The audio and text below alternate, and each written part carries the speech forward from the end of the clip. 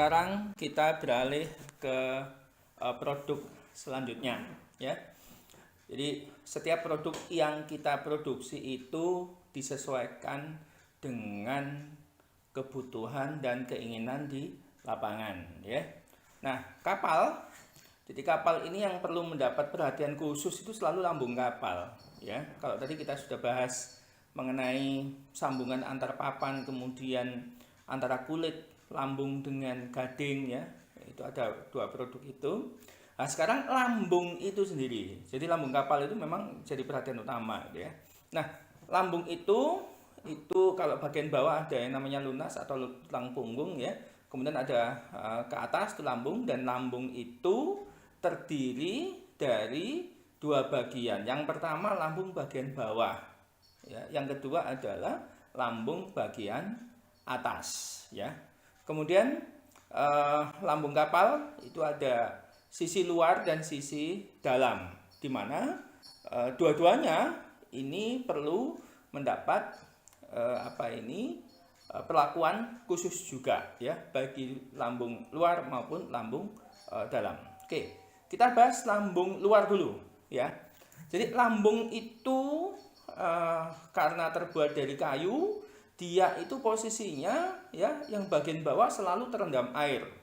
Kemudian yang di atas itu kadang-kadang terkena air ya, tapi juga kena beban sinar matahari ya, yang sangat panas kadang ya. Kalau hujan ya dia kena air ya. Baik lambung bawah maupun lambung atas sama-sama kena beban kerja yang namanya kena air. Ya, kita tahu kalau kayu kena air, itu air bisa masuk ke pori-porinya kayu, kemudian kayunya bisa mengembang ya, mengembang. Kemudian pada saat panas, maka kayunya menguap dari air dan akhirnya bisa menyusut kayunya itu. Ya, kalau di darat pintu sajalah. Pintu kalau pada musim hujan biasanya kan nempel di tanah, kita tarik juga susah gitu ya. Tapi kalau musim kemarau itu pintunya menyusut, kok gampang buka tutupnya ya. Nah, itu kembang susut pintu yang terbuat dari kayu itu seperti itu. Nah, di kapal juga sama, bahwa kalau kena air itu bisa kembang susut. Nah, kembang susut inilah itu yang membuat nantinya lambung kapal kayu itu tidak awet ya. Zaman dulu ya dibiarkan kayu-kayu begitu saja gitu ya, lalu dilapis dengan ya pokoknya seadanya gitu ya. Lalu perkembangan selanjutnya lambung kapal kayu itu dicat gitu ya, dicat kayu gitu, supaya satu ya untuk bagus, yang kedua ya kalau melindungi dari air ya melindungi, ada sih cuma sangat sedikit gitu kalau cuma dicat saja gitu ya. Jadi cat itu fungsinya untuk dekoratif saja, untuk memberi warna, untuk memberi keindahan ya, bisa nanti dicat polos, bisa di macam-macam gitu, seni ya, untuk mengecat kapal gitu ya. Nah, lambung kapal ini oleh karena menerima beban kerja yang tidak ringan ya, dia menerima beban yang sangat berat, maka lambung ini yang pertama supaya dia bertahan lama ya, itu harus dilindungi ya.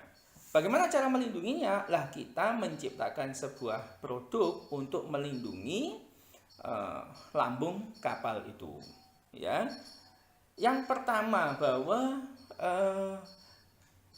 cara melindunginya ini kalau di lapangan gitu ya, itu sekarang ini ada istilah laminasi fiber. Jadi sebenarnya untuk melindungi kapal kayu itu ada laminasi, namanya laminasi fiber. Nah, itu istilah di umum di lapangan. Nah, teknologi itu dipakai itu dengan ilmu yang kebetulan itu begini, bahwa kapal itu kan salah satunya bahan baku kapal fiber gitu ya. Nah, kapal fiber itu kayak plastik, kayak mika gitu ya, seperti itu gitu ya. Nah, kemudian ada kapal kayu, akhirnya bagaimana menggabungkan antara lapisan fiber itu digabung jadi ke kayu. Nah, nanti akan kita lihat bahwasanya laminasi ini cukup populer di masyarakat gitu ya. Laminasi ini metode pelindungan kayu di lambung kapal ini cukup populer laminasinya gitu ya. Mereka namakan laminasi fiber ya. Ini yang banyak dilakukan di lapangan. Tapi apakah sistem laminasi fiber ini tidak punya kelemahan? Tuh banyak gitu ya. Yang pertama bahwa laminasi hasil filmnya atau lapisan fiber itu getas. Getas itu ya keras tapi mudah patah ya.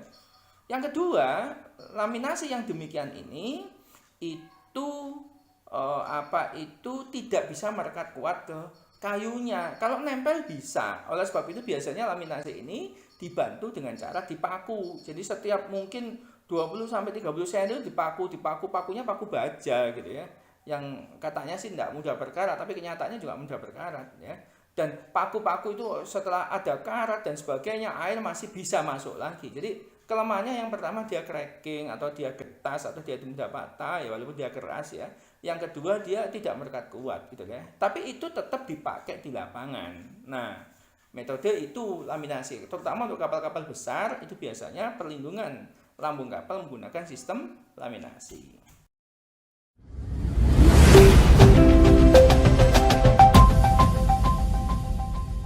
Lalu bagaimana dengan GSP cegat untuk melindungi lambung kapal kayu? Ya, kita punya dua sistem perlindungan terhadap lambung kapal ya. Yang pertama bahwa laminasi kita ngikuti di lapangan ya. Cuma laminasi kita namanya kita sebut sebagai laminasi epoksi SG ya. Kenapa kok kita menggunakan SG? Yang pertama, SG itu lebih fleksibel, lebih tidak getas. Yang kedua, karena ini basicnya adalah epoksi, maka dia punya kekuatan daya rekat ke kayu sangat kuat, sehingga tidak diperlukan paku ya. Nah, coba bayangkan ya, apabila di tiap lambung kapal yang begitu luasnya, kemudian setiap 20 cm atau 30 cm dikasih paku. Paku itu ya punya berat ya. Kapal itu kalau jadi berat setelah dipaku itu kan responnya satu ya, keberatan itu kan ya pemborosan di solar ya. Jadi kalau dipaku ya berat gitu ya. Tapi kalau menggunakan SG itu tidak gitu ya. Nah, laminasi SG itu reinforce-nya atau fibernya itu ada dua. Yang pertama ada fiber glass berbentuk mat atau bentuk pecahan-pecahan acak gitu ya. Itu istilahnya CSM ya, Choose Strength Match, tapi di lapangan dikenal dengan nama mat gitu aja gitu ya. Lalu nanti supaya permukaannya bagus maka kita ada fiber cloth. Jadi serat fibernya itu sudah dianyam seperti kain. Kita namanya sebagai fiber cloth. Nah, ini adalah penyempurnaan daripada sistem laminasi yang ada di lapangan. Siapa saja yang sudah pernah menggunakan sistem laminasi ini? Ya, ini satu yang pertama di PT Pelayaran Indonesia Timur. Itu sudah menggunakan laminasi SG. Yang kedua itu ada di Probolinggo. Waktu itu ada di pengerjaannya, enggak tahunya kapalnya dikerjakan orang Probolinggo, tapi di Jawa Timur gitu ya, dikerjakannya di Tanjung Pinang ya, dekat Batam sana gitu. Itu menggunakan laminasi SG. Yang ketiga di Indramayu, itu ada kapal besar yang kita laminasi dengan SG gitu ya, model-model seperti itu. Nah, ini kalau di Sulawesi ini belum ada yang menggunakan sistem laminasi SG. Yang ada adalah laminasi fiberglass ya. Jadi kalau kita di lapangan menyemai laminasi fiberglass, nah itu satu dia menggunakan resin yang namanya resin Eucalypt 157 gitu ya. Itu namanya resin UPR atau unsaturated polyester resin itu ya. Itu baunya juga agak menyengat ciri khasnya ya. Tapi kalau kita SG itu tidak berbau ya. Yang kedua, SG lebih fleksibel, yang ketiga dia lebih merekat. Nah, itu produk yang kita kembangkan. Nah, untuk mendalami bagaimana sistem laminasi ini, maka setiap marketing itu harus bisa mempraktekkan sendiri ya. Jadi ini pelatihan secara virtual ini kan secara teori ya. Maka nantinya habis pelatihan ini ya, satu hari ada pelatihan produk dan aplikasi secara teori, maka besoknya itu harus bisa praktek sendiri semua produk yang kita produksi ya. Jadi kalau kita sudah tahu mencobanya sendiri, produk sendiri, sudah tahu hasilnya dan membandingkannya dengan yang ada di lapangan, dan kita tahu kelebihan dan kekurangannya, akhirnya pada saat kita mau meyakinkan orang, kita jadi lebih percaya diri. Kenapa? Ya karena saya sudah mencobanya sendiri, ya. Kalau laminasi di lapangan tuh biasanya begini. Lah kalau saya laminasinya begini, ayo kita bandingkan ya kekuatannya, fleksibilitasnya dan sebagainya, ya. Nah, itu kita ada namanya produk yang namanya epoxy SG, kemudian reinforce-nya itu menggunakan matte dan menggunakan cloth ya, fiberglass sama fiber cloth. Nah, itu simpelnya. Yang kedua, bahwa produk yang kedua untuk melindungi kapal kayu itu, ya, untuk melindungi kapal kayu itu, bahkan ini produk ini baru satu-satunya di Indonesia, gitu ya. Saya berani jamin produk kita kali ini Pak maskotnya GSP, maskotnya Ceket yang tidak dipunyai produk di dunia ini tidak ada, gitu ya. Dan produk ini sudah dipakai di kementerian dan sudah terbukti, gitu ya. Jadi kapal Banawa Nusantara yang menggunakan produk ini bila dibandingkan dengan kapal Banawa Nusantara yang tidak menggunakan produk ini, itu jauh berbeda, gitu ya, untuk melindungi lambung kapal itu ya.